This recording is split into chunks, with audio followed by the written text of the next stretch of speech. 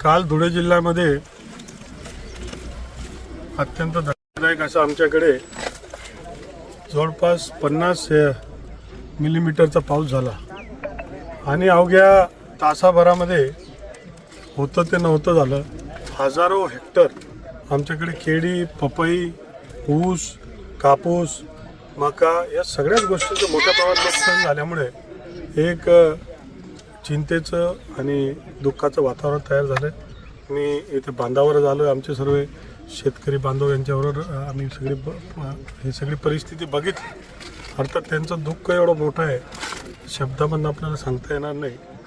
परंतु मी त्यांना आश्वासित केलं आहे की महाराष्ट्राचे मुख्यमंत्री, दोघे उपमुख्यमंत्री आणि पूर्ण मंत्रिमंडळ, महाराष्ट्र सरकार हे तुमच्या पाठीशी उभं आहे आणि या शिंदखेडा तालुक्यातील, धुळे जिल्ह्यातील संबंध जे शेतकऱ्यांचं नुकसान झालं त्या नुकसानला जे काही कॉम्पन्सेशन महाराष्ट्र सरकार देईल त्याच्यामध्ये आवश्यक आपल्यालाही देणार.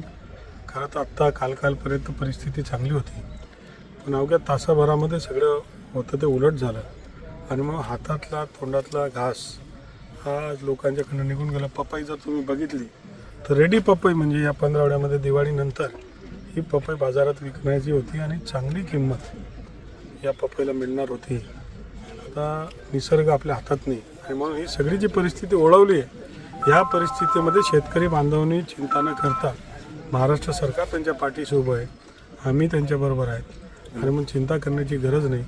जे शक्य होईल, जी ताकद लावता येईल ती ताकद लावण्यासाठी देवेंद्र भाऊ प्रयत्न करतात आहे आणि प्रधानमंत्री नरेंद्र मोदी साहेब हे आहेत, तर त्यांच्या माध्यमातून मोठी मदत होईल अशा लोकांमध्ये मी त्यांना सांगितलं की देवेंद्र फडणवीस साहेब प्रयत्न करतात, नक्कीच त्याच्यामधून मार्ग निघेल.